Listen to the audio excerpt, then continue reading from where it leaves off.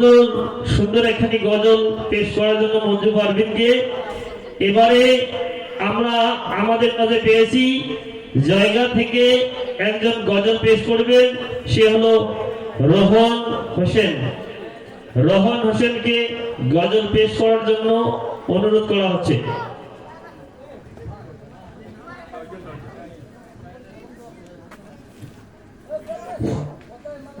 আসসালামু আলাইকুম ওয়া রাহমাতুল্লাহি ওয়া বারাকাতুহু। শিশু নবী জন্ম হইয়া বাবায় দেখেন না, শিশু নবী জন্ম হইয়া বাবায় দেখেন না, ইতিম হইয়া দয়ার নবী আসলো দুনিয়ায়। আহার ইতিম হইয়া দয়ার নবী আসলো দুনিয়ায়। মা বাবার কথার মতন যেজন চলে না, মা বাবার কথার মতন যেজন চলে না, ইতিম হইয়া দয়ার নবী আসলো দুনিয়ায়। আহার ইতিম হইয়া দয়ার নবী আসলো দুনিয়ায়। সব ছেলেদের বাবাই আছেন, আমার বাবা নাই। সব ছেলেদের বাবাই আছেন, আমার বাবা নাই। ইতিম হইয়া দয়ার নবী আসলো দুনিয়ায়। আহার ইতিম হইয়া দয়ার নবী আসলো দুনিয়ায়। জিয়ারুতে দাঁড়িয়ে আছেন পিতার যেতে, ইতিম হইয়া দয়ার নবী আসলো দুনিয়ায়। আহার ইতিম হইয়া দয়ার নবী আসলো দুনিয়ায়। আসসালামু আলাইকুম ওয়া রাহমাতুল্লাহি ওয়া বারাকাতুহু।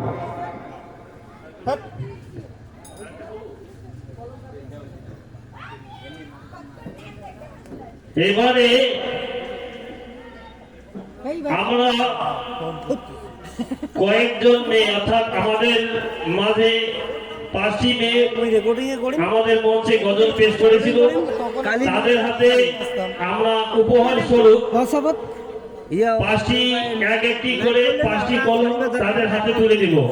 তাদেরকে মঞ্চে আসার জন্য আমি অনুরোধ করছি।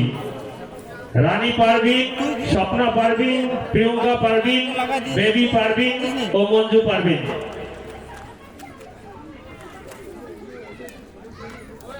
তোকে এতভাবে বুঝে সাজাই দিয়ে বললাম, তারপরেও তুই ভুল করলি। মেয়েদের হাতে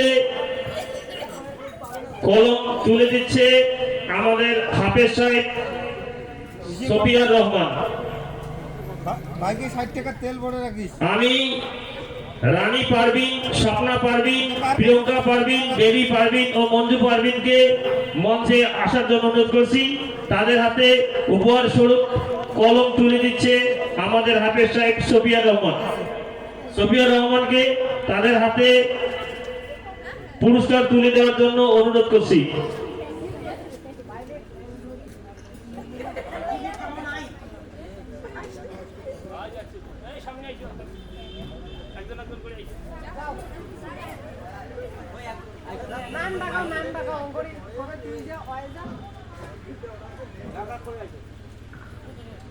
রানী পারভিনকে তার উপহার তুলে নেওয়ার জন্য অনুরোধ করছি।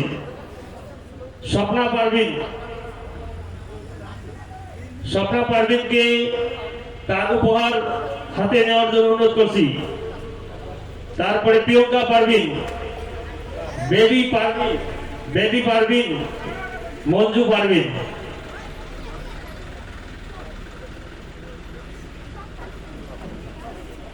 যাই হোক, আমাদের গজল ও কেরাত যে প্রতিযোগিতা ছিল ইতিমধ্যে আমরা সেটা শেষ করতে পারলাম।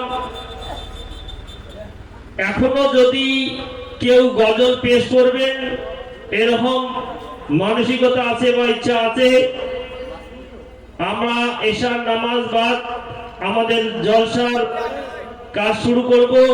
তার পূর্বে যদি কেউ এখনো গজল পেশ করার জন্য মানসিকতা আছে বা গজল পেশ করবে, আমাদের এখানে এসে গজল পেশ করতে পারো।